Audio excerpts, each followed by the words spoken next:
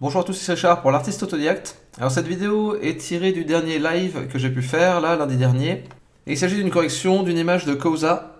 Donc c'est quelque chose que je fais tous les lundis, donc dans le stream. Je prends une des images qui a été postée et je fais un retour dessus.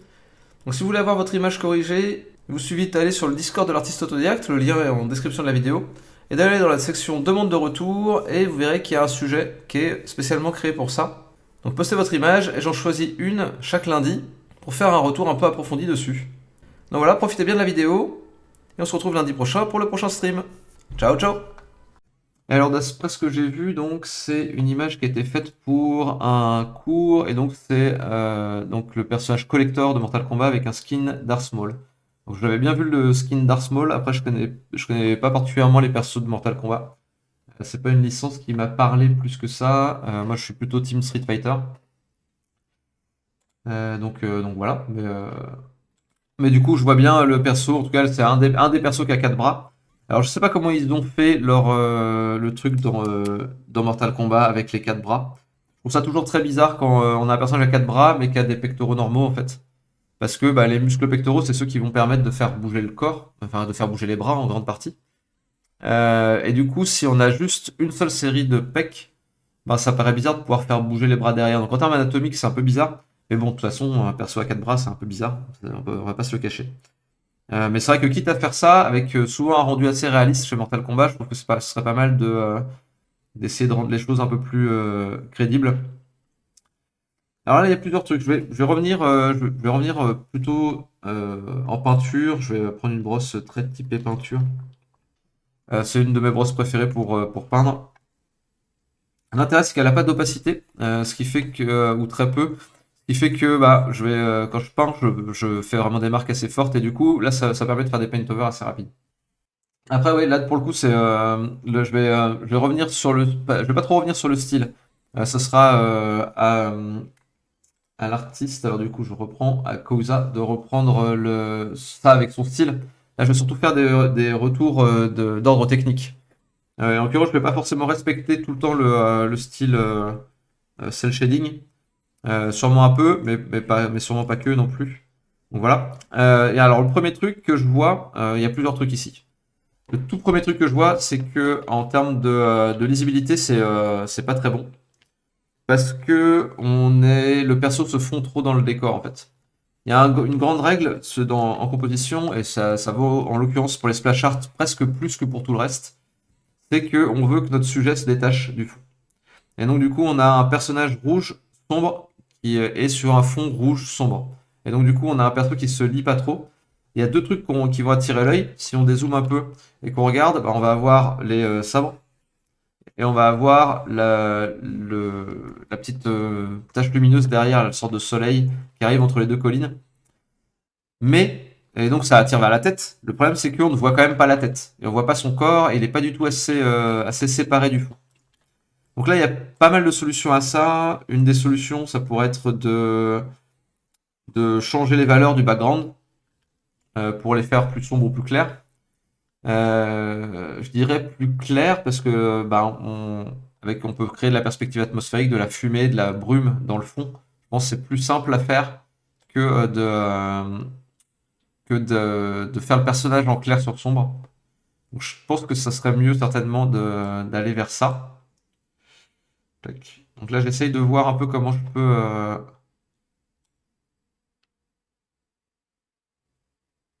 peux faire. Tac. Pardon, je croyais l'avoir fait sur un calque, mais en fait je l'ai pas fait sur un calque. Donc on reprend, on refait la même méthode, même process. Tac. Voilà, mais là je l'ai sur un calque.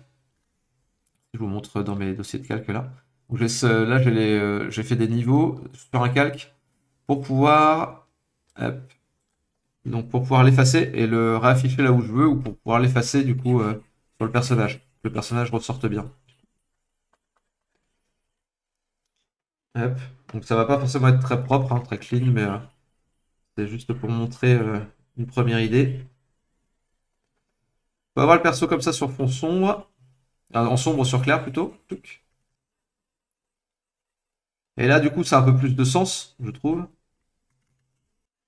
Et même ce qu'il y a autour des sabres, je vais le faire en plus sombre. Parce que bah, les sabres laser, c'est globalement pour qu'on voit bien le blanc du milieu. Pour que le tour soit assez sombre. Enfin, pas forcément très sombre, mais au moins qu'il y ait un petit peu de couleur. Et surtout bien saturé. C'est là où on voit la couleur du sabre. Le blanc au milieu, ça va être le même. C'est le tour qui va être coloré.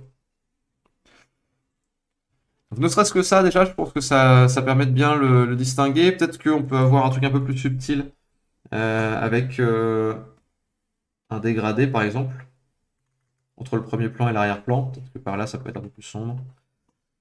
Tac. Et qu'on va avoir vraiment le reste derrière qui va être ultra clair.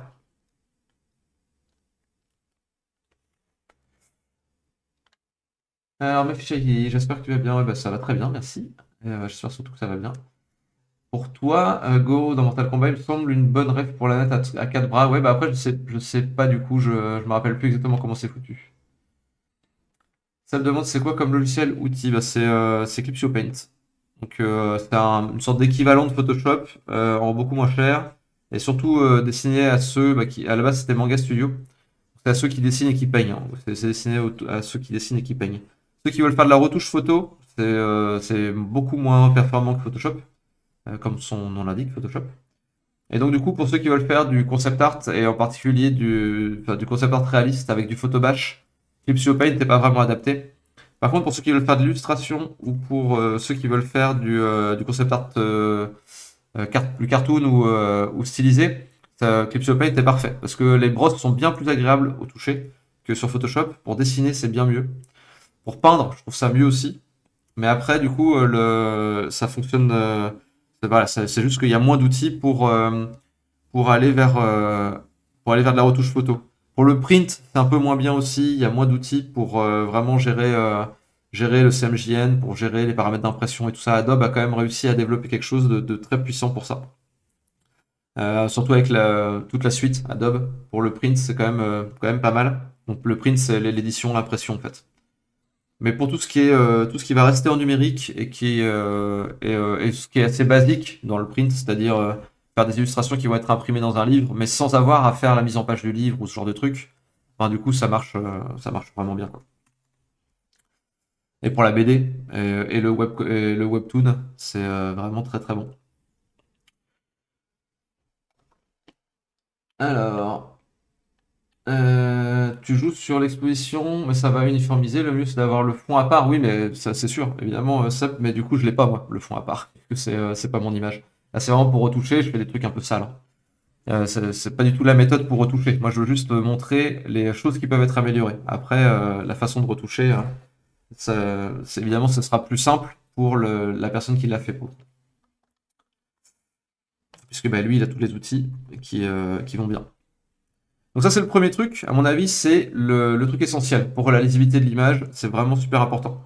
On pourrait imaginer de faire la même chose aussi pour changer un peu la température des couleurs, parce que bah, là, c'est chaud sur chaud. On pourrait imaginer que ce soit plus en chaud sur froid ou un truc comme ça. Là, ça, c'est un peu plus discutable. C'est à voir. C'est une licence artistique possible. Qu'est-ce que je pourrais faire là pour faire ça? Sûrement un petit coup de balance des couleurs pour pour faire aller tout vers des choses un peu plus froides, un peu plus bleues ou tac, tac, à voir, peut-être vers le cyan plutôt dans les ombres. Sur brillance, on peut aller vers quand même un peu de rouge, mais rester dans des tons un peu plus froids. Tac, je me dis ça peut être pas mal. À voir si non, c'est l'inverse du coup. Tac. Ça peut faire un truc comme ça. Après, là, enfin, voilà, ça sera vraiment à retravailler, hein, parce que là, j'ai fait un truc vite fait, un peu crado. Mais globalement, voilà, avoir un peu plus de froid dans le fond et un peu plus de chaud devant, je pense que ça peut aider à rendre le perso plus lisible aussi. La différence de couleur aussi, c'est plutôt pas mal, parce que dans le fond, c'est pareil, avec la perspective atmosphérique, on va perdre les bleus les rouges en priorité. Enfin, les jaunes en priorité, et après les rouges. Et donc, du coup, le bleu va pas mal ressortir dans le fond. En général, les couleurs vont être un peu plus bleues dans le fond. Et donc du coup, voilà, ça peut être un bon moyen de le faire. Là, en l'occurrence, je pense que c'était pas l'outil idéal pour le faire que j'ai utilisé. Peut-être qu'un calque, je vais juste essayer vite fait. Un calque en mode couleur, en bleu, dont je vais baisser l'opacité. Ça peut être une manière de faire aussi. Tac.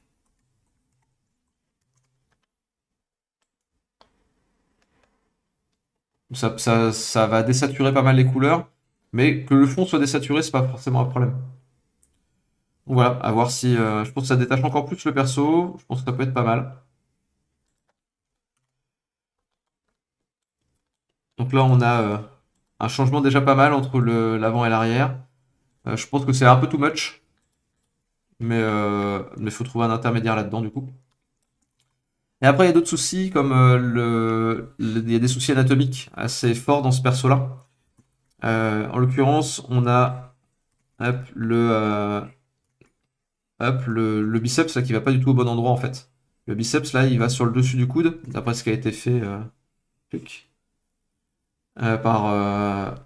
Alors, j'ai du mal à me rappeler de son nom. Causa, pardon. En fait, pas du tout. Là, du coup, avec cette position de main là, en fait, là, hop, le biceps, il va se retrouver ici. Et du coup, on va avoir le deltoïde dessus là. Voilà, on va avoir pas mal de changements qui vont s'effectuer. Donc, je vais faire des petites retouches rapides. Là, on va avoir tac, tout ce truc-là, là, hop, le brachioradialis qui va passer devant, là. On va avoir hop, le biceps ici. On va avoir le deltoïde qui va arriver là.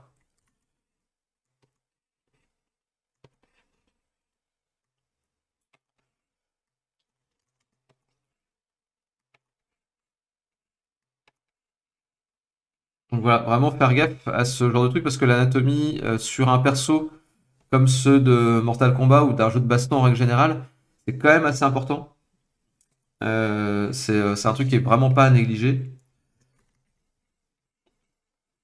Alors, je dis pas exactement comme j'aurais voulu cette brosse, parce que j'ai dû changer les paramètres à un moment et il faudrait que je les règle. Peut-être voir, on peut voir un peu de lumière qui arrive sur le biceps ici, on peut avoir un truc qui arrive un peu sur le brachialis ici, mais là sur le bas peut-être pas. Je sais pas exactement d'où vient la lumière ici. Ça a l'air de venir d'un peu partout en fait. Là on a de la lumière qui vient du bas par les sabres, mais par là-bas, je sais pas exactement d'où ça vient. Ça vient pas vraiment de derrière, ça vient plutôt du haut. C'est un peu bizarre et c'est une lumière qui est assez uniforme. Et du coup, je pense qu'il y a moyen de trouver, c'est pareil, un peu mieux que ça, et d'avoir plusieurs types de sources de lumière aussi, potentiellement. Parce que là, avoir tout éclairé par des lumières chaudes, je trouve que c'est un peu dommage. Peut-être qu'il pourrait y avoir une lumière un peu plus froide qui vient du haut, peut-être qu'il pourrait y avoir la lumière plus, enfin, ce qui mettrait plus en avant la lumière chaude qui vient d'ici en fait. Et je pense qu'il faut insister dessus du coup, parce qu'elle est quand même assez puissante. On va certainement avoir la lumière ici, et du coup on va avoir la lumière plus froide qui vient du haut. Parce que là, la lumière plus froide, je vais surtout désaturer et avoir des trucs peut-être un peu comme ça là qui vont toucher sur le haut des formes. J'ai changé un petit peu la teinte et j'ai hop. C'est histoire d'avoir encore une fois un contraste plusieurs types de contrastes en fait.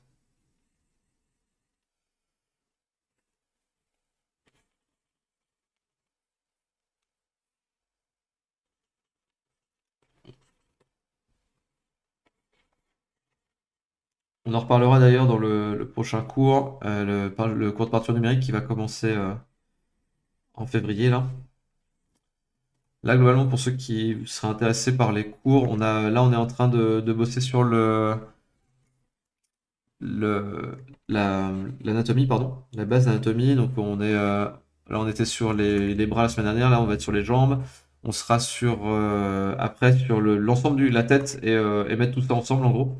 La semaine prochaine, un cours un peu récapitulatif et sur à quoi faire attention quand on dessine un perso. Il n'y a pas besoin de connaître toute l'anatomie, mais par contre, il y a des trucs sur lesquels il faut vraiment faire gaffe. Et du coup, on va en parler pas mal. Et après, on sera sur un cours de peinture numérique.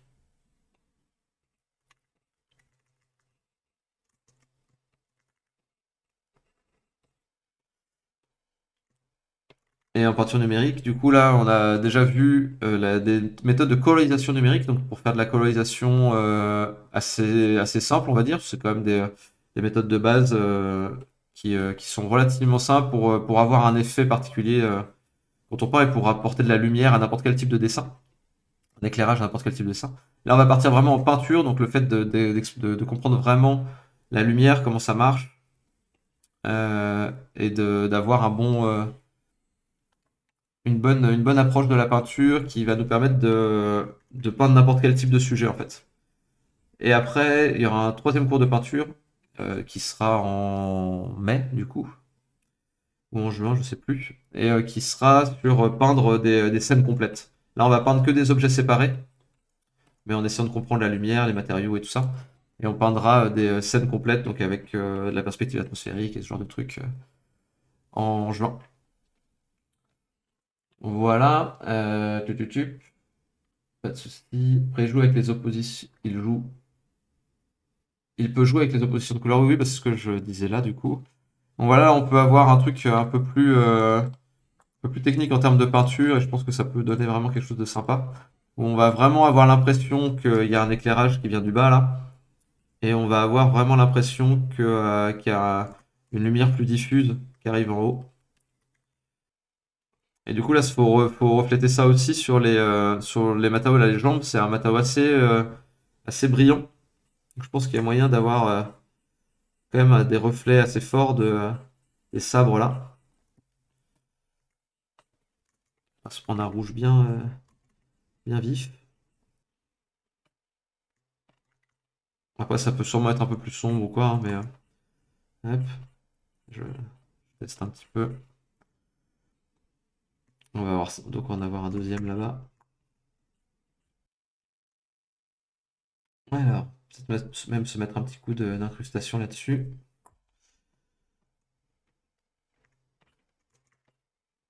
Et du coup, avoir une lumière un peu plus froide qui viendrait du haut, comme je disais, donc aller un peu plus vers ce genre de teinte vers le haut des formes.